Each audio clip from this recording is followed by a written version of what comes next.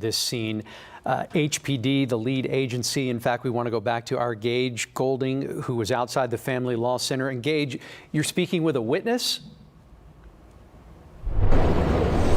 Yeah, so we're talking with Brian here. Brian was actually at the jury across the street from the Family Law Center. So photojournalist Michael Lemon's behind this. So this big white building you see here, that's Family Law Center. He was across the street in the jury center. Brian, kind of tell me from start to finish, what did you see that you kind of started realizing something was going on? Yeah, so they were starting to call out the jury numbers. Some people were leaving the room.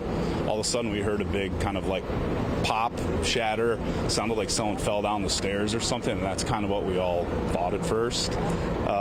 And then there were sheriffs kind of coming around saying, everyone get down. They locked the doors, and we were just kind of there on the ground for, I don't know, 15 minutes or so.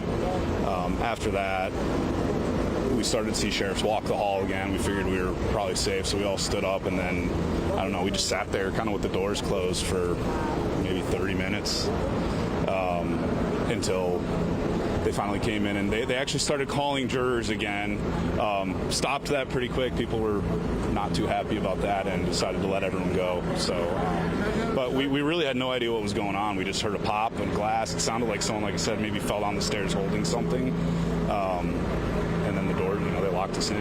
And I want to show, hey, Michael, if you mind coming right through here, right over top of this Precinct 1 vehicle. You see the glass that shattered there? Are you seeing that? Right over top of the vehicle. It's one of those big panes of glass. You seeing it? Right on the side of the building here.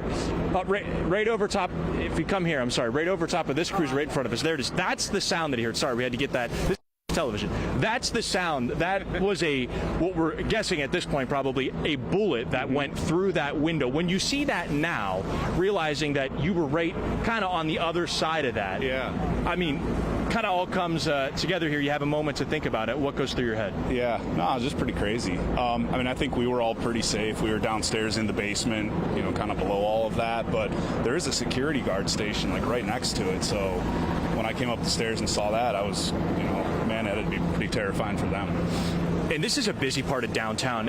Again, one that you would think would be necessarily pretty safe. It's a judicial complex after all, right? Yeah, so that was kind of what was surprising to me when we got locked down. You have to go through metal detectors and everything. I really was not too concerned someone was in the building. I thought that was kind of not plausible with all the bailiffs around and stuff, but still pretty weird.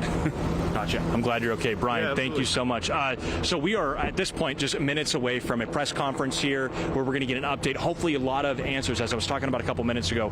We have these puzzle pieces in front of us. We know what happened. We kind of know exactly where it happened, but we need to know what led up to it and all of those different pieces in between. So hopefully we'll have those answers for you whenever I see you next in a little under 5 minutes here, okay? All right, Gage Goulding, we certainly appreciate that.